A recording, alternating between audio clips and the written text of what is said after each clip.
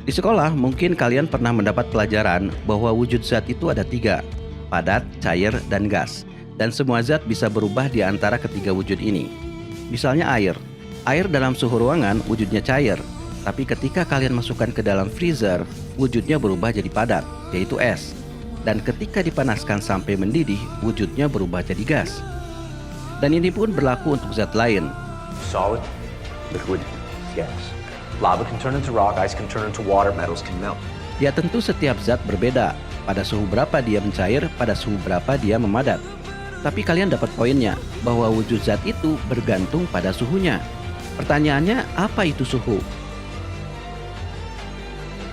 Kalau kalian mengikuti episode sebelumnya di channel ini tentang atom, harusnya kalian sadar bahwa suhu itu pada dasarnya adalah energi kinetik dari atom, atau singkatnya, seberapa kencang atom-atomnya bergerak dalam sebuah zat. Dan itulah yang sebenarnya membuat wujud zat berubah-ubah. Pada wujud padat seperti es, atom-atomnya tidak banyak bergerak alias kaku. Tapi ketika kalian keluarkan es dari kulkas, atom-atomnya menyerap energi dari sekitarnya sehingga mereka bergerak lebih kencang dan melepaskan ikatan-ikatannya yang kaku. Disitulah es mencair. Ketika air dipanaskan lagi, atom-atomnya menyerap energi lebih besar lagi sehingga mereka bergerak lebih kencang lagi dari sebelumnya sampai akhirnya lepas dari ikatan air dan terbang ke udara sebagai gas. Dan ini pun sebenarnya tidak berhenti sampai di situ, guys. Kalau kalian panaskan lagi gas, gas akan berubah wujud jadi plasma.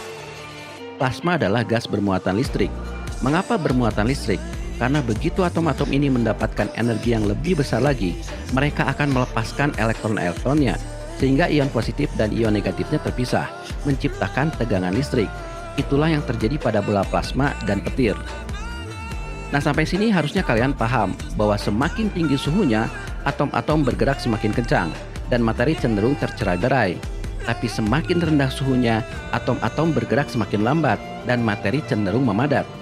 Tapi harus kalian catat, walaupun es bentuknya padat, bukan berarti atom-atomnya tidak bergerak sama sekali.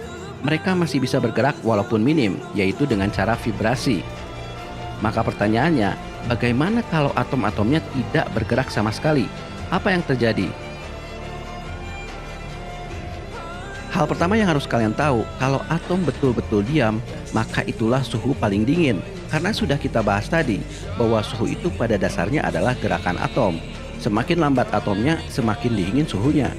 Maka ketika atom-atom tidak bergerak sama sekali, maka itulah dingin yang paling dingin. Disebutnya titik nol mutlak atau absolute zero. Dan titik nol mutlak ini bukan 0 derajat Celcius, tapi 0 derajat Kelvin, atau setara dengan minus 273,15 derajat Celcius. Itulah batas terendah suhu. Tidak ada yang lebih dingin dari itu. Yang menarik guys, seberapa keras pun kita mendinginkan sesuatu, tidak akan pernah mencapai titik 0 derajat Kelvin. Has anyone ever got to zero? No, you can't do it. Why not? You can never get there. Why is that? Because every time you... Ya kalau dibahas cukup panjang, ini ada hubungannya dengan hukum termodinamika dan teori kuantum. Tapi intinya, hukum alam melarang atom untuk benar-benar diam.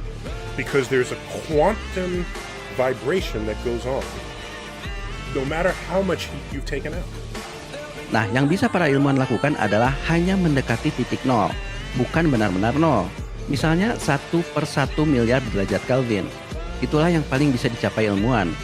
Dan untuk mencapai suhu itu pun sangat-sangat sulit, perlu teknik khusus. Tapi bagian paling menariknya adalah semakin mendekati titik nol mutlak, maka wujudnya bukan lagi padat, bukan cair, bukan gas, tapi sesuatu yang lain. Inilah yang diprediksi oleh Niels Bohr dan Albert Einstein pada tahun 1924.